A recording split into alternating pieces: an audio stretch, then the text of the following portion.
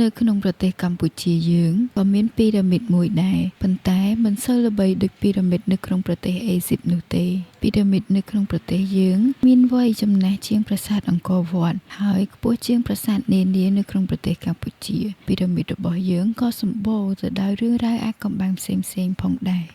នោះគឺកោះកេរ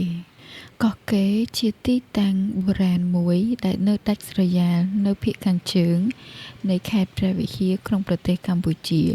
ដែលមានចម្ងាយប្រហែល120គីឡូម៉ែត្រពីខេត្តសៀមរាបនិងរមណីយដ្ឋានអង្គរនៅឆ្នាំ928ស្ដេចខ្មែរមួយអង្គដែលមានព្រះនាមថាជ័យវរ្ម័នទី4ទ្រង់បានសម្រេចចិត្តដ៏ធំមួយទ្រង់បានផ្លាស់ប្ដូររាជធានីពីអង្គរទៅរាជធានីមួយនៅទិសខាងជើងនេះមិនត្រឹមតែជាការផ្លាស់ប្ដូរទីតាំងរបស់រាជធានីនោះទេប៉ុន្តែវាបង្ហាញឲ្យឃើញថាទ្រង់ពិតជាមានអំណាចនៅក្នុងការគ្រប់គ្រងនគរមួយនេះដោយទ្រង់បានសាងសង់រាជធានីថ្មីមួយតែម្ដងនៅទិសខាងជើងនេះឯងទ្រង់បានប្រមូលកម្មកររាប់ម៉ឺនរាប់សែននាក់ដើម្បីសាងសង់ប្រាសាទជាច្រើននៅក្នុងតំបន់កោះកេរនេះមិនយូរប៉ុន្មានប្រាសាទជាច្រើនត្រូវបានសាងសង់រួចរាល់ប្រាសាទដែលបានសាងសង់រួចមានប្រហែលជា180ប្រាសាទដែលបានលាក់ខ្លួននៅក្នុងតំបន់កោះកេរនេះប្រាសាទទាំងអស់នោះលាតសន្ធឹងនៅក្នុងផ្ទៃដីប្រហែលជា80គីឡូម៉ែត្រការ៉េនៅកណ្ដាលកោះកេរមានប្រាសាទដ៏អស្ចារ្យមួយនោះគឺប្រាសាទធំអ្នកខ្លះហៅប្រាសាទនេះថាប្រាសាទប្រាង្គប្រាសាទនេះមានកម្ពស់រហូតដល់ទៅ7ជាន់គេជឿជាក់ថាជាន់នីមួយៗសុទ្ធតែមានសត្វតំណាងហើយសត្វទាំងអស់នោះមានគោលបំណងផ្សេងៗគ្នាប៉ុន្តែអ្នកវិទូជាច្រើនបានលើកឡើងថាគ្មានភស្តុតាងណាដែលបញ្ជាក់ថាជាន់នីមួយៗមានសត្វតំណាងហើយមានគោលបំណងផ្សេងៗគ្នានោះទេប៉ុន្តែគេសង្កេតឃើញថានៅជុំវិញប្រាសាទធំនេះគឺមានសត្វជាច្រើនដែលបានសាងសង់ជុំវិញប្រាសាទមួយនេះសត្វទាំងនោះរួមមានចម្លាក់តោរូបនាគរូបដំរីហើយនិងចម្លាក់គ្រុឌជាដើមដែលជាធម្មតាចម្លាក់គ្រុឌនេះគឺជាយានជំនិះរបស់ព្រះវិស្ណុហើយជាគូសត្រូវរបស់សត្វនាគប្រាសាទធំត្រូវបានសាងសង់ឡើងក្នុងគោលបំណងសម្រាប់ប្រារព្ធធ្វើពិធីផ្សេងៗដើម្បីបូជាទៅដល់ព្រះសិវៈកាលពីដើមឡើយនៅចុងកំពូលរបស់ប្រាសាទធំឬប្រាសាទប្រាង្គនេះមានរូបចម្លាក់លិង្គរបស់ព្រះសិវៈមួយការសាងសង់លិង្គរបស់ព្រះសិវៈនៅចុងកំពូលនេះគឺតំណាងឲ្យវត្តមានរបស់ព្រះសិវៈនៅតំបន់កោះកេរនេះឯងនៅក្នុងសាសនាហិណ្ឌូពីរ៉ាមីតមួយនេះតំណាងឲ្យភ្នំព្រះសុមេរុតាមពិតទៅកោះកេរមានវ័យចំណាស់ជាងប្រាសាទអង្គរវត្តទៅទៀតកោះកេរសាងសង់ឡើងមុនប្រាសាទអង្គរវត្តរហូតដល់ទៅ200ឆ្នាំ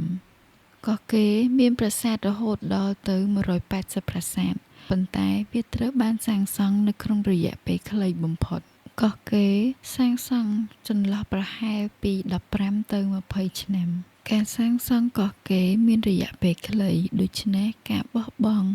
រាជធានីមួយនេះក៏មានរយៈពេលលឿនផងដែរបន្ទាប់ពីព្រះបាទជ័យវរ្ម័នទី4សោយទីវង្គត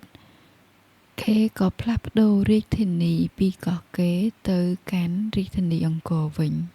មិនមានហេតុផលណាមួយឬក៏សិលាចារឹកណាមួយបានបញ្ជាក់ពីហេតុផលនៃការផ្លាស់ប្ដូររាជធានីពីកោះកេរទៅកាន់រាជធានីអង្គរវិញនោះទេអ្នកខ្លះជឿថាកោះកេរមានបណ្ដាសាដូច្នេះហើយទើបគេផ្លាស់ប្ដូររាជធានីអ្នកខ្លះទៀតក៏ជឿថាដោយសារតែមានការធ្វើពិធីផ្សេងខ្លាំងក្លាពេកទើបធ្វើឲ្យទីនោះពិបាកក្នុងការរស់នៅការចាក់ចេញពីរាជធានីកោះកេរនេះធ្វើឲ្យកោះកេរក្លាយជាកន្លែងមួយដែលរំពាត់ទៅដោយព្រៃឈើគ្មានអ្នករស់នៅហើយវាក៏ក្លាយទៅជាកន្លែងដែលលាក់ខ្លួននៅក្នុងព្រៃដ៏ជ្រៅមានរឿងរ៉ាវមួយចំនួនដែលមនុស្សជាច្រើនមានចម្ងល់តាក់ទងជាមួយនឹងកោះកេរទី1គេឆ្ងល់ថាហេតុអ្វីកោះកេរត្រូវបានបោះបង់ចោលត្រឹមរយៈពេលដ៏ខ្លីបែបនេះកោះកេរគឺជារាជធានីខ្មែរ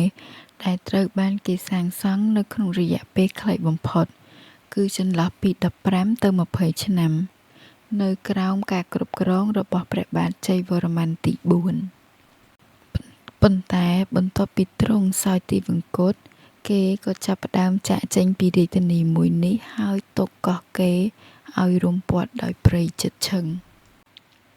សំណួរសួរថា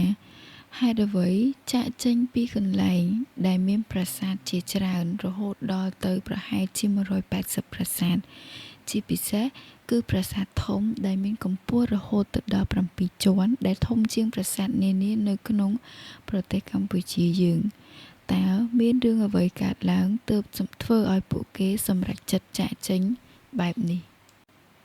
តើការចាកចេញនេះដោយសារតែនយោបាយអំណាច